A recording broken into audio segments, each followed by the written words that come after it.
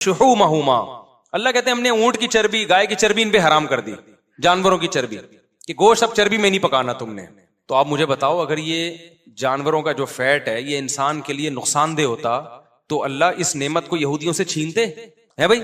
बल्कि अल्लाह, यहूदी कहते हैं अल्लाह तो हम पे इतना मेहरबान है, हम गुनाह कर रहे हैं और तूने हम पे चर्बी हराम कर दी ताकि हम फैट के बगैर गोश्त खाएं और लाइफ को क्या करें, इंजॉय करें। अल्लाह को पता था इस चर्बी में वो कुछ है जो गुनाहगारों के लिए सूटेबल नहीं है, मत खाओ, मजे की चीज है, तुम्हें पाबंदी है तुम पे खाने पे, समझते हो? तो इसका पता चलता है कुछ है इसमें। हमने क्या किया, हमसे कुछ ऐसे गुनाह हुए कि उन गुनाहों की वजह से अल्लाह ने कहा तुम पे ऐसे हराम करूंगा कि तुम्हें निदामत भी नहीं होगी।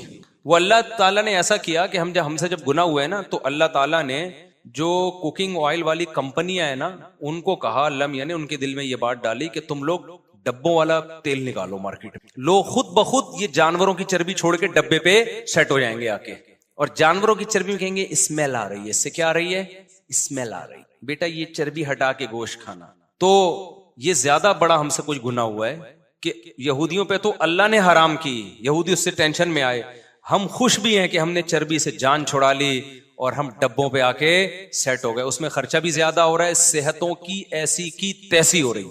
मैं एक डॉक्टर से मिला हूं जो इस फील्ड के स्पेशलिस्ट हैं, इस फील्ड के खुराकों के स्पेशलिस्ट होते हैं ना, वो कहते हैं कि आज जो हमारी पाकिस्तानी कौम पैसा बचा रही है ना, इसलिए अच्छे वाले ऑयल नहीं ले रही कि कुकिंग ऑयल लेंगे सस्ते होते हैं।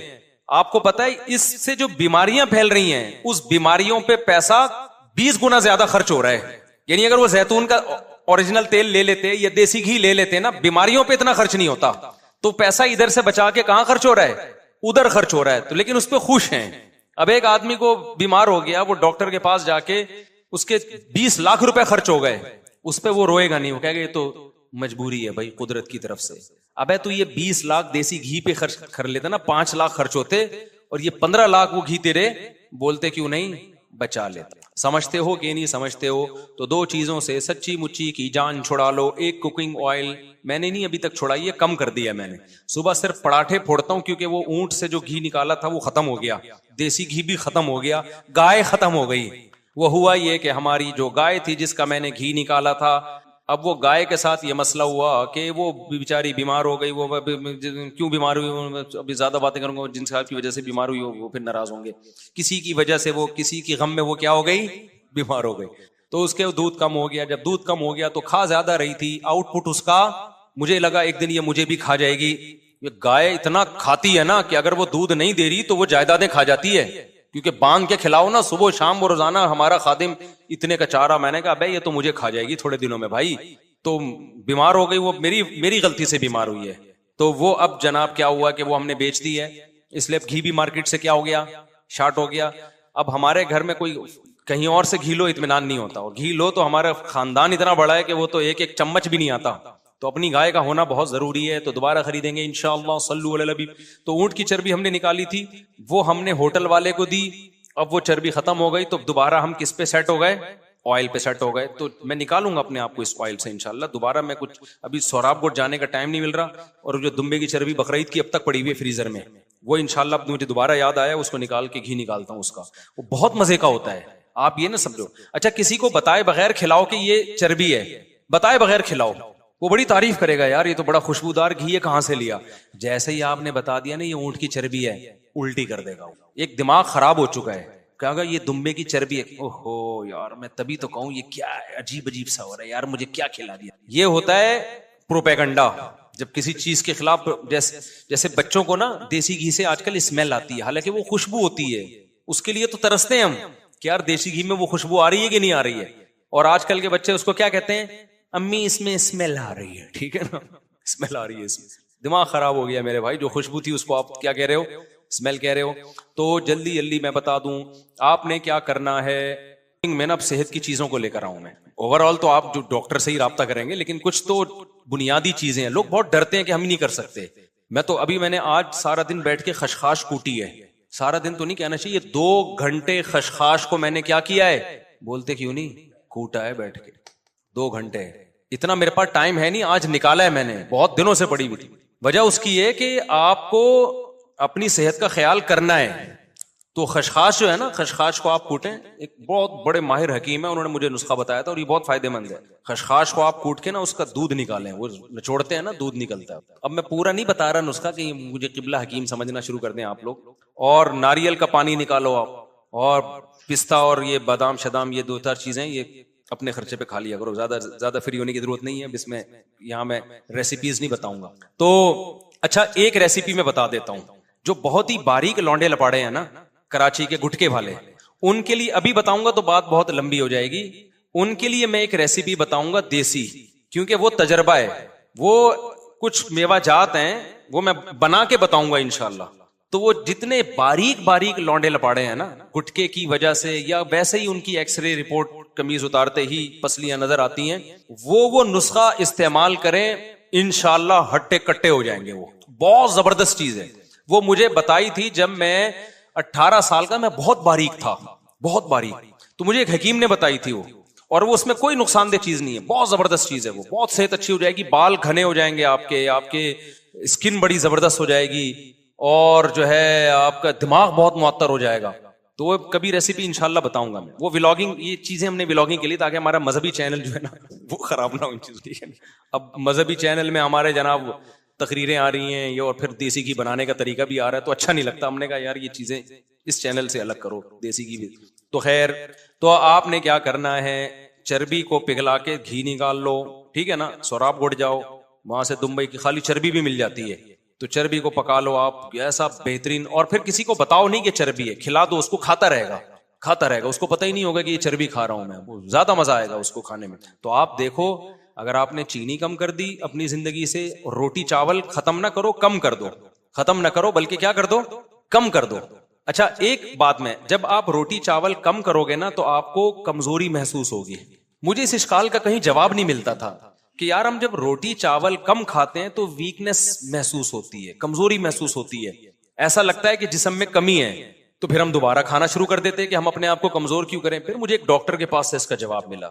मैंने बीबीसी का जो मेडिकल साइंस का पेज है उस पर भी देखा ही है। बीबीसी में तो बड़ी मुस्तनद, अक्सर 99% तो बड़ी मुस्तनद रिपोर्टें आती है मेडिकल साइंस के हवाले से। वहां से भी तस्दीक हुई, उन डॉक्टर से भी। होता यह है कि मीठे की ना इंसान को ऐसे आदत पड़ती है जैसे चरस की आदत। मीठे को नशा डिक्लेयर किया है डॉक्टरों ने, ये एक नशा है। जब आप मीठा खाते रहते हो ना, तो जब आप छोड़ते हो तो आपको जैसे कोई चरस पीता रहे, या चाय का आदी हो, कॉफी का आदी हो, जब छोड़ता है तो बॉडी में कमी महसूस होती है ना। उसका दिल चाहता है मैं चाय पीऊं, उसका दिल चाहता है मैं कॉफी पीऊं। तो वो जो दिल चाह रहा है वो बॉडी में कोई कमी नहीं है, वो आपके दिमाग की क्या है, वो दिमाग की सोच है, दिमाग को आदी बना दिया है। तो हमारी जो खोपड़ी है ना, ये मीठे की आदत इसको हो जाती है। अब हम रोटी में, चूंकि रोटी में निशास्ता बहुत ज्यादा है, चावल में निशास्ता बहुत ज्यादा है। जब आप रोटी चावल छोड़ते हो ना तो आपको शुगर की कमी महसूस होती है, आपका दिल चाहता है मैं खाऊं। उसका वो कमजोरी नहीं है, वो एक एडिक्शन है, वो आदत है, एडिक्ट हो चुके हैं आप उसके। उसका हल ये कि आप छोड़ दें। चंद दिन तक जब नहीं खाएंगे ना तो वो फीलिंग खत्म हो जाएंगी आप। अब मैंने अक्सर देखा है जो लोग खाने के बाद मीठा खाते हैं ना, मीठा लाजमी कस्टर्ड और ये सब खा रहे होते हैं, वो कहते हैं यार हमें तसल्ली नहीं होती जब तक खाने के बाद हम आइसक्रीम ना खा लें, या जर्दा ना खा लें, या मीठा ना खा लें, हमें जिस्म में कमी महसूस होती है। तो वो कमी नहीं होती, वो आपको चूंकि लत पड़ चुकी है तो दिमाग बार बार ऑर्डर दे रहा होता है कि भाई बॉडी में किसी चीज की कमी है। तो वो कमी होती नहीं है, बॉडी में कोई कमी नहीं होती, दिमाग खराब हुआ होता है। उसका हल ये है कि छोड़ दो, थोड़े दिनों तक छोड़। 21 दिन एक लमसम एक टाइम है, 21 दिन तक आपने छोड़ दिया तो फिर वो बुरी लगने लगेगी आपको। फिर आप मीठा जिस दिन खाओगे आपको लगेगा बॉडी में मीठा क्या हो गया है, ज्यादा हो गया, तो सेट हो जाओगे आप। मैं इसकी एक मिसाल देता हूं, उससे इंशाल्लाह बात समझ में आएगी। आप लोग परेशान तो नहीं हो रहे कि मुझे क्या किससे लेके बैठ गए, फायदे की बातें हैं ये बस करके फिर मैं सवाल जवाब की तरफ आता हूं। मैंने एक दफा क्या किया, 8-10 साल पुरानी बात है, कोल्ड ड्रिंक शुगर फ्री पी ली। मुझे किसी ने कहा शुगर फ्री कोल्ड ड्रिंक पीनी चाहिए। मैंने जब sugar free cold drink P है तो मुझे इतनी ज्यादा तलब हुई ना थोड़ी देर में शुगर वाली कोल्ड ड्रिंक की, मुझे लगा मुझे शुगर की कमी हो गई है। तो मैं गया बाकायदा स्प्राइट शुगर वाली लेके आया, मैंने पी है, फिर मुझे तसल्ली हुई है। अब मैं परेशान हो गया, ये हुआ क्या है मेरे साथ। तो मैंने किसी डॉक्टर को बताया, डॉक्टर ने कहा असल में आपने जब भी कोल्ड ड्रिंक पी है हमेशा शुगर वाली पी है ना, तो इस दफा जब शुगर फ्री पी है तो दिमाग ने कहा क्यों गलत हुआ है, कोल्ड ड्रिंक तो मिल गई है, चीनी नहीं पीता तो कुछ भी नहीं होता, नहीं पीता तो कोल्ड ड्रिंक पीने का दिल थोड़ी चाहता, लेकिन जब शुगर फ्री पी है तो दिमाग ने कहा आधा काम हुआ है आधा रह गया है। तो ये आदत पड़ती, शुगर की कमी नहीं हुई थी, कोई कहीं भी कमी, अगर कमी हुई होती तो कोल्ड ड्रिंक पिए बगैर भी दिल चाहना चाहिए ना, दिल तो नहीं चाह रहा था, वैसे ही पी ली हमने। तो शुगर जिसको खाने की आदत हो जाए ना, तो उसके लिए शुगर छोड़ना बड़ा मुश्किल काम होता है। तो उसका हल ये कि 21 दिन तक बिल्कुल परहेज करो। 4-6 दिन दिमाग खराब होगा, बार बार दिल चाहेगा वहां से 6 लड्डू वहां से खा लूं, 4 रसगुल्ले वहां से उठा लूं, ये बर्गर फोड़ दूं, ये पिज्जा फोड़ दूं। तो चंद दिन अल्लाह का नाम लेके सब्र कर लो, उसके बाद इसकी आदत खत्म। उसके बाद फिर जिंदगी का मजा आना शुरू हो जाएगा। ऐसा जिस्म हल्का फुल्का, जो खाओगे ठा करके बॉडी को लगेगा। हमारे नबी सल्लल्लाहु अलैहि वसल्लम की खुराक तो देखो यार, शुगर तो थी नहीं ना खुराक में, कहां थी शुगर? एक वक्त खजूरें खा ली तो 24 घंटे तक फिर कुछ खाया ही नहीं। अब तो सुबह भी पराठे फोड़ रहे हैं, दोपहर भी चावल रोटी, रात को भी चावल और रोटी भर भर के। एक रोटी में पता नहीं कितने चम्मच चीनी होती है जो हम एक रोटी खाते हैं, इतनी शुगर है उसके अंदर। तो आप अगर चाहते हो ना कि जवान हो जाओ दोबारा, तो आपको शुगर को अपनी जिंदगी से, बोलो, मैं नहीं कह रहा 100% निकालना पड़ेगा, कम करना पड़ेगा आपको। अभी तो निकाल दो, बिल्कुल आदत खत्म करो, फिर थोड़ी थोड़ी इस्तेमाल करना, इतनी जितनी जरूरत है बॉडी को। तो ये शुगर निकाल दो और कुकिंग ऑयल निकाल दो, तो उससे फायदा ये होगा कि फिर जो खा रहे हो ना वो बॉडी का हिस्सा बनेगा। समझते हो? रह क्या जाएगा फिर? आपको क्या खाएं फिर? जब शुगर भी निकाल दी और आपने कुकिंग ऑयल भी निकाल दिया, तो रह क्या गया? जो रह गया सब खा जाओ। और अजीब बात आपको बताऊं, ये जो चीनी है ना, चीनी, आप 2 गिलास गन्ने का रस पी लो, इसमें इतनी चीनी नहीं होती। ये जो रिफाइंड चीनी है ना, ये टोटल शुगर ही शुगर है। अगर मीठा खाने का दिल किया करे ना, तो साफ सुथरा किसी गन्ने वाले से, साफ सुथरा होता नहीं है लेकिन कहीं मिल जाए तो पी लिया करो, उससे इतना मसला नहीं होता। गुड़ खाने से भी इतना मसला नहीं होता, क्योंकि गुड़ में शुगर भी है, बहुत सारे मिनरल्स भी है गुड़ के अंदर, बहुत सारी चीजों का मजमुआ है गुड़। ये जो शुगर हम खा रहे हैं, ये तो टोटली है ही शुगर ना, इसमें तो शुगर के अलावा कुछ भी, 1 चम्मच भी बहुत है। तो अगर शुगर नहीं छूटती ना आपसे, नहीं मीठा, तो कम से कम चीनी से ही अवॉइड कर लो। करेगा कोई भी नहीं। मैं खुद अभी जाके तो पता नहीं क्या फोड़ पाड़ दूं जाके। बातें अच्छी करनी चाहिए बहरहाल इंसान, लेकिन मेरी खुराक बहुत कम है। कभी आप मेरे साथ सफर करें ना, तो मैं खाने पीने की बातें ज्यादा करता हूं, खाता अल्हम्दुलिल्लाह बहुत। अगर कभी मुझे आप फोड़ते हुए देखें, मुफ्ती साहब दबा के फोड़ के खा गए ना इतने पराठे, तो समझ लो कि 2 टाइम से खाया हुआ नहीं है, 2 टाइम खाया हुआ नहीं है। तो एक ही टाइम पे हम तबीयत से फोड़ते हैं, उसके बाद फिर खाते वाते हैं। अच्छा, दूसरा, जब मैं तबीयत से फोड़ता हूं तो फिर एक्सरसाइज भी तबीयत से करता हूं। जब मैं देखता हूं मेरा वजन बढ़ रहा है, अव्वल तो मेरा वजन खुदा की तरफ से कोई गॉड गिफ्टेड है, बढ़ता ही नहीं है। इतने पराठे अगर आप लोग फोड़ना शुरू कर दो ना, आप तो धमाके के साथ फटफटा के खत्म हो जाओ। तो मैं जिस तरह से पराठे नहीं छूटते भाई। इतनी भी सेहत की फिक्र नहीं होगी, आदमी जिंदगी की लज्जतों से ही हाथ धो बैठे ना, तो पराठे तो हमारा बाप भी खाएगा। और इतना भी थोड़ी सेहत का ख्याल करना है कि बहुत ही ज्यादा वेज खा, इतना भी यार आदमी तो थोड़ा सा ख्याल जरूर करो। एक टाइम पे बदपरहेजी कर ली तो दूसरे टाइम पे थोड़ा ख्याल कर ली, इस तरह से करो। तो आपको जो है ना ये ख्याल करना पड़ेगा। हमारे यहाँ लोग इसको सवाब समझते हैं कि पिज़्ज़े तो सवाल ही पैदा नहीं होता, हम एक निवाला भी कोई हमें खिला दे। मैं बड़ी बड़ी दावतों में जाता हूँ, इतने बड़े बड़े पिज़्ज़े ला के रख देते हैं मेरे सामने, मैं नहीं लेता। तो अब तो मैंने पॉलिसी बनाई है, फिर मैं कहता हूँ किसी के बाप में दम है 2 निवाले खिला के दिखाए, हमारा भी मुकाबला है। जाओ भाई, ये ढीठ बने बगैर गुजारा नहीं है। मैं तो ऐसा मैदे का मरीज बन गया था ना, लोगों की मोहब्बतों की भेंट चढ़ावा हूं मैं।